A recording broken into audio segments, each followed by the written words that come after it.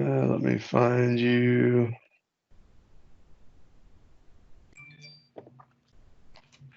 I'm curious, others with Teams, there's a lot of nice functionality, but things aren't quite where they need to be to make it flow, like flipping between people and chats, or, going back and looking at a chat and seeing people and all those little things. Hopefully they'll continue to build on and improve. All right, all you, Adam. Ryan, I'm not giving you control of my computer, man. All right, well, it's probably a bad time to be chewing gum. Let me get, all right. So, hi, I'm Adam again. Okay, so this is going to be a quick abridged kind of intro to Power BI and things. So some of the chat that was, and I'm going to have the chat out to the side here if you guys want to throw some specific questions in that I can try to target. The one I was shooting for was, I think Steve or Steven asked about kind of a intro to Power BI, getting started with Power BI, and then there were some questions about Power BI for OSD type things, and so that's the kind of stuff I've got some of those things kind of in the can here that I can talk through a little bit. So first, I'll at least say that I'm not trying to promote products, except this is a paid product that I wrote for System Center dudes. So, but it's an example of one of the things you can do for Power BI. This is our Osd Dashboard, and it takes all of the, yeah, I'll send you a check, Greg, for the, yeah, I got you. Here, let's just do this. All right, there you go. All right, so this is a generic Osd dashboard now. So it brings in all of the OSD information.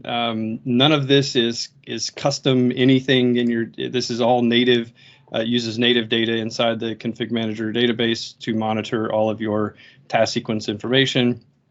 And the things that are great about, that I really love about Power BI is the interactive functionality between the visuals. So I can click on a single item, and then contextually it will filter other items inside of the report. So I can say, oh, these machines timed out, and it will filter them down. And then here I can actually drill through to see the detail on the items that failed for that particular day. And then even then I can drill through some more. And by the way, this is totally production data. So I can drill through on this actual device and see, well, it doesn't have any data. So it probably just started and timed out and nothing happened. So as you can see, very quickly, able to drill through into all of the details about the report, about the deployments. And so that's at least just kind of give you a quick picture of what you're shooting for with Power BI, is to have some dynamic reportability that you can then use for any sorts of things. So like one of the things we do with this item here is, if we right click on this one and drill through, we can go to the step details and we can find all of our failed steps. And so say, okay, these machines are all failing on this step, and here's how long it took on each of those steps or whatever. So all of this data, though, is just using native config manager data. For the most part, it's even just using just the SQL or just the tables themselves. However, the task sequence summary is quite a bear on building out the queries for that. And I will tell you, if you want to build this stuff yourself, there is a, I'll have to think of it and put a link later, but there's if somebody thinks of it, there was an OSD report that, yeah, okay, here it is, Larson wrote, and this is really where the basis for where my report started, and then kind of built from there. And then he's got a different one. So this is all running in SSRS, and I took all of this and converted it into Power BI, and I enhanced the queries and added some more functionality and stuff. But this is the the SSRS version of it. If you wanted to take this and try to use it to create your own version of a dashboard. But so this is the advanced, been there, kind of get there kind of thing. Here's a different one that I haven't done anything with yet.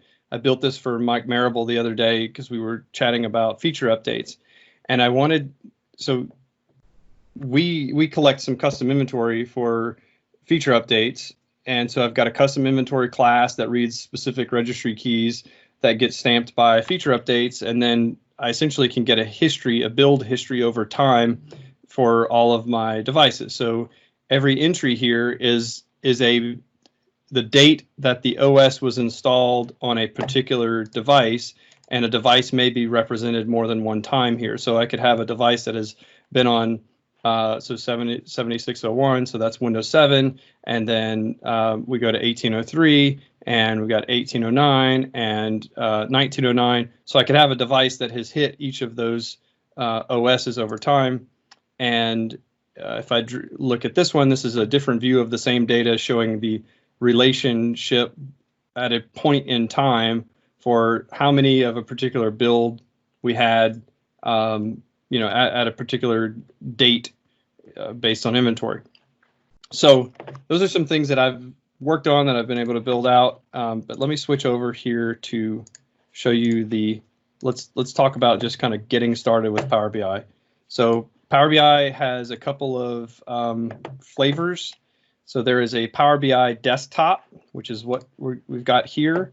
There's also a Power BI desktop for Power BI reporting server, or Power BI report server, reporting services. It takes the place of SSRS reporting server that you normally would have for your config manager environment. So if you were doing, if you have reports enabled, and you should, doing SSRS reports inside the console, now you can do Power BI report server integration, and there's some cool stuff there. However, the issue is that your Power BI desktop version, thank you, Brian, and the server version that you have installed need to match. And if you're using the Windows Store version of the Power BI desktop, like you would normally, that's what I use, it updates monthly. The reporting server and desktop versions update like quarterly. So you may find that you build a report that doesn't work in a newer environment, you may build a report with newer features in Power BI desktop that you can't upload using the reporting server version of desktop because it doesn't have all the same features turned on yet. So just know that there's some nuance, some difference there. I recommend using the Windows Store version and pushing it through Config Manager. I've got a blog on how to do store apps from Config Manager, but that's definitely how I would deploy it. If I go into monitoring here, I should have Power BI reports enabled now. And I think Config Manager has released like 2 sample reports. I don't have any reports in here yet, but this is what it looks like once you get it enabled. So that's kind of what you get there. Power BI desktop itself is free. You can use it. You just are not supposed to share reports that you build or anything like that. It's supposed to be, you can use this for you. It's personal use, single use type thing. The moment you create reports and share them or upload them, in order to even upload them to Power BI service, which is the web interface for it to share with other people, you have to have licensing for it. And I'm not going to get into any of the licensing bits or any of that stuff, but just know that the report server needs licensing, and I think that requires SQL Enterprise or Power BI Premium, I think, and all that stuff. So you can read up on how that stuff works. But before I run out of time, I'll show you actually how to do stuff. So simply, once you open up Power BI, you have the front end of the reporting engine, and then you've got the back end, which uses Power Query. And if you've used Power Query in Excel, it's the same Power Query. So what we're going to do is I'm just going to go ahead and go to that side. So I'm going to go to the transform data, which will take me to Power Query. I realize my display resolution might be just a little bit tinier than it was before. Hopefully everybody can see. And then I'm going to just say new source, and I'm going to choose SQL Server. And my server name is, I'm going to put a parameter in for it. And this is nice because you want to put in aliases these parameters will create parameter/alias will let you reuse this report. And specifically, if you plan to share this report with another organization or something, you will want to put those in, and then you can save it as a Power BI template, PBIT file. And anything that you have parameterized will prompt the person who's, when they first launch the report, it will prompt them for the values. So all I'm doing is I just created a database and a server parameter. And then earlier I showed you select star from VR system. And so we'll do that. And that's a basic SQL query. But in my Charlotte user group demo, I promised I would show you how to build Power BI reports with no code. But so I'll show you some techniques on that as well. So it's as simple as this. I've now told it to query with the basic SQL command. And if you stole this out of a Power BI, out of an SSRS report from somewhere, or some other code you found on the internet, or if you know how to write SQL, I'm sorry, some people may. I'm assuming some folks don't. And so want to make sure that you know this is accessible for regardless of your skill level, basically. So I'm going to try this again now, and I'm going to do new data source, and I'm going to use my same parameter that I had before for server and parameter for database, and I'm just going to do import this time, and not select the advanced mode where I type in the query. And what this is going to do is connect to the database, and it's going to list all of my tables and views and allow me to choose from them. As you can see, there are quite a few in Config Manager, so it takes a little while to get familiar with what's in there. It's hard to dig around in there if you don't know what you're looking for.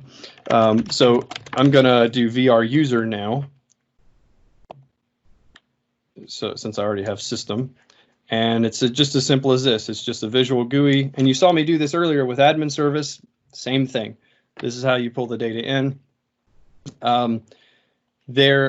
There are additional ways to pull in data. So I already showed you the OData version. You can pull in a web page and scrape the web, which got some stuff where I've worked with that, pulling in like your OS build history and things like that. One of the other things I'd like to show you in regards to that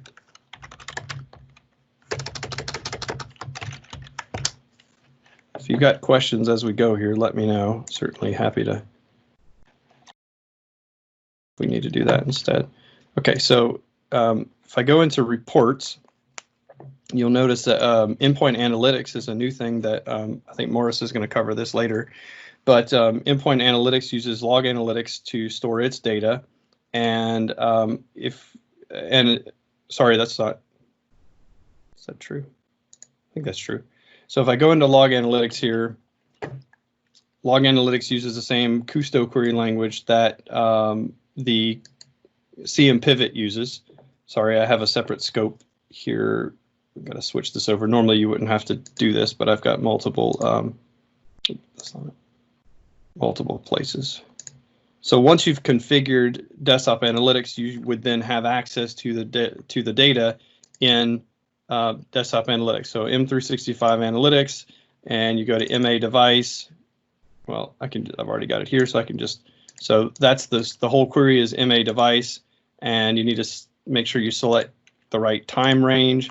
There's some tricks for Custo with the time there, being able to get the max time so you don't get duplicates of records and things. But essentially, that's how you get. This is the same as VR system and querying for a computer. Also, I want to bring that into my Power BI, and so I can just do export to Power BI mQuery. It'll give me a text file. When I open that text file, it gives me instructions, and then it gives me all the data that I need to create the query. So I can take that query, go back into Power Query, new blank query, advanced editor, delete what's there, paste this in, and you'll see it has the query listed. It has my time span of 7 days. Now, because I have a time span of 7 days, I'm going to get duplicates, but that's a whole different challenge, and then we don't have time to cover that. But specifically from log analytics, just know that you will get duplicates on your data. It's just part of the deal. Okay, so now I've got a device from there, and then even more so, you can do the Intune data warehouse if you've enabled it. It uses the Microsoft Graph to pull data, and so I could go in here and do an OData feed just like the admin service, and can pull this data. There's articles on how to configure, how to do this, how to configure the Intune data warehouse as well as how to integrate it in. So I'll let you go look that up. But so once I have it, I can do devices. And so now I'm pulling data from Intune as well. So I've got 3 different data sources providing me, and if I added admin service, that'd be a 4th, providing me with data. And 3 of them, I didn't even have to type any queries really. Even inside Log Analytics, I didn't really query that. I just drug over the entity that I wanted to query from. So anyway, okay, so now we've got the data. So we'll close and apply that. And then so now you get to manipulate the data on the front end. Sorry, this is definitely a truncated thing. Just know that there's way more that you can do for sure with this data. There's a bunch of data manipulation things that you can do on the back end as well. But what we want to do next is just relate the tables together. Sorry, I've forgotten there's a bug with this data that I need to fix. So it'll let me demonstrate a thing I need to demonstrate anyway. Okay, so if I go to my query, I know that my Azure AD device IDs of null and zeros are going to break this, so I'm filtering them out for a minute. And so if I close and apply, well, while we're here, I'll just show you because I feel like this is worthwhile. So you see how you have build ext.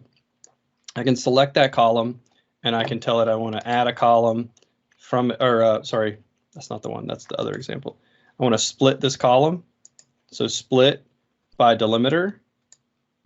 And so I'm going to split it into 4 columns using the period, and it already knew that the period was it, and so you can customize how you want it to split out. And now I'm going to get, now I've broken out my OS build information into meaningful, usable components now. Another thing that you can do is, like, let's say I want to get my device type. I want to classify like servers and workstations and things. Well, this is one that most folks are probably familiar with. You'd normally do like SQL case where operating system name and version like SQL or like server or like workstation. In this case, I'll select this column. I'll do column from examples from selection. And so then just name this. And then I can type in server because I want to tell it that that's the value that I want here, and it's going to use AI to determine, oh, cool, I think I figured out what you want. Anything that's gray is its guess. If you want to help it out, you can double click in that field and turn it black, and then that will say, I know that this is the value I want from this type of field, and so then it does the math to sort out what it wants to do there. So now I've got a custom device type field, and I still haven't written any SQL. Okay, so I'm going to close and apply, take that back into the front end, and now I want to relate my data together. Now, you kind of need to know what's in the data and know how it relates together, but and I kind of do. So you can see I have Azure AD device ID. Sorry, it's taking a minute to finish flying. Okay. So we have Azure AD device ID, and we have AAD device ID from this other table. So we can drag those guys over. Oh, come on. So if you've ever done this like in SQL or something, you certainly can. And then you always want to change this relationship to be a both direction. Not always, but it allows the child to filter the parent when you go to do filtering and things. So we want this to be our primary table that we're working from, and then this is the primary key here that we want to link with. So config manager client ID is going to go with the SMS unique identifier, and I only know this because I've painstakingly dug through all of this stuff, so it takes a little bit to figure out the right relationship and things, but done it a couple times. Okay, so we create that relationship, and we're going to ignore the user one because we don't have anything to link that over to. And so now we've got our relationships, and the relationships are important because it's what allows the tables. Remember in the first part I showed you how to relate, or how you could drill through. Well, being able to drill through is dependent on relationships being present. So without the relationships, it's not really easy to, or things won't filter on each other and stuff. And I stupidly did not name these, so I assume query 1 is the one that from VR system. I can't seem to keep it open. There we go. Okay, so if I just drag this in, I should have some, so that's my device name. There we go. And I made that custom column called device type. So let me add that guy in. Okay. And let me go ahead and add some data in from these other locations. So devices, this is from the Intune data warehouse. So I can pull in, let's see the enrolled date time. Let's see if that's a thing. There we go. So you notice that's kind of a weird thing. It broke out my date. So I could come here and change my date to be, instead of a date hierarchy, I can just have the date time itself that it enrolled. So you can see how, now if I get blanks over here, that means I've got devices in one side that are not in the other side, and that's okay. So that means I've got Intune only devices that aren't in Config Manager. So you kind of get how you can put those things together. Well, so then it's a question of, well, how do I make pretty pictures? So let's go back to that device type that we made. So if we drag device type out here by itself, we can go over here and change our visuals. Let's do a donut. And now we need to count it. So this is, if you've ever made a chart in Excel, it's the same functionality. So we want to count our distinct values of resource, or the count of resource ID, and we want to do distinct. And so there we go. Now I've got workstations and server count. But let's say I want to find out what's another thing we want that we can pull just out of the VR system table. Oh, the OS build, right? So we broke out all of the OS. So we got the build version. So that third value, I think, was the key that we liked there. So if we grab that one and we put it into a pie as the legend, and then we go and drag the resource ID in as the count of values. There we go. So now I have a breakdown of my OS build version, or the I don't know which, whatever document you're reading will tell you that that's a whole different, each time it's a different thing, but let's call it the version. So that's my build version that I've got on that. And so now I can click this guy and it will filter that down. So, so all of my servers are on 1809, but then I have some of my workstations are on 1904, but then some of my workstations are not. So you can see how you can quickly put those together. So let's take this chart, this table we made here, that's not very pretty, but get the idea. Let's go make it slightly pretty. So put a style of bold header. There we go. And this is how we do the drill through. So we want to drag an item here that it will use as the filter. So any table that uses this in it, that uses this value in it, property, will light up with a drill through opportunity if it uses, so this one uses the same resource ID in it as a item. So now we have drill through enabled. So before I drill to it, I'll show you, if you don't build the drill throughs, you can still see the data by doing show data point as table, or and so it will drill through and use the full underlying table and just give you raw data. And to me, this is what makes Power BI super powerful, is that I didn't summarize any of this data to bring it in. And so when someone asks me, well, what devices are these? Well, the data is there. We're just counting it and summarizing it in a nice, pretty way on the front end. So if I go and I say, well, I want to find out these 4 devices that are on this version of the OS, and right click and drill through, and hopefully, if I did it right, the and that did not work right. So I did something wrong there. Not sure why that didn't work. Let's try this one instead. Yeah, okay. Messed up something there. Let's drill through this one. There we go. I think it's because the servers aren't in Intune or something, and so it didn't like them. But anyway, so it's trial and error going back and forth, but that's the basics of getting started with Power BI. I know it was fast.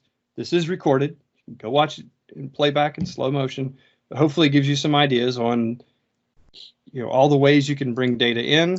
I am by no means a Power BI expert. I just have beat my head against the wall with this for so long that I at least have produced some semi-meaningful things. But there is so much. There's some great resources like Two Guys in a Cube is a great YouTube channel. There's lots and lots and lots of folks producing some super good quality content for Power BI that are out there. So the Power BI community, like they have a web forum and everything that's really great. Definitely highly recommend going and checking that out. So the more you get into it, the more you'll learn SQL, the more you'll learn Kusto. I mean, you'll learn Power Query, DAX. DAX is a thing. Like DAX, I didn't even get into measures and things. So world of possibilities. The best thing you can do is go and find free Power BI reports that you can download and go and tear them up and figure out what you can dig into and find and learn from them, because that's what I'm doing. For a lot of it, that's where I started. And SSRS reports, take those and convert them. Now, one word of caution that I'll say on that is that the thing that I attempt to do when I'm building out my data structure, and I'll show you on this report instead, I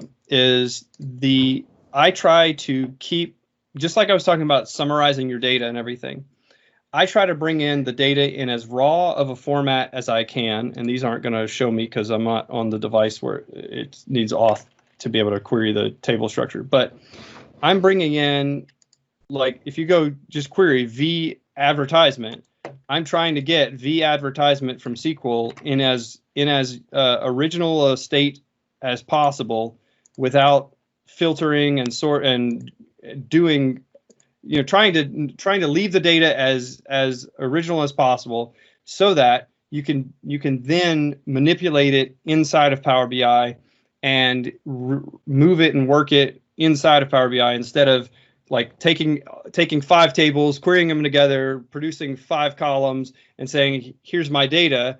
Well, I can't do anything with it. You've summarized it, and now the moment you do that, you lose all of the underlying bits that go with it. There is no data there to tie that information back to.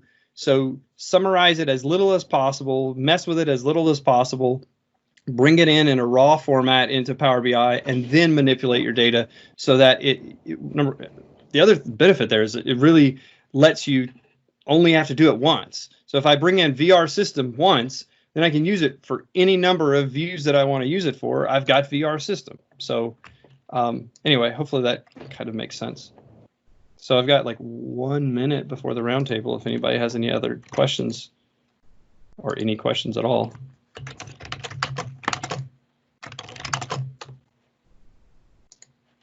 So here's an example. So like just bring V advertisement in just like that and create a table with it in Power BI, instead of trying to just select like the 2 columns that we're going to use, because maybe someday you might care about the other columns.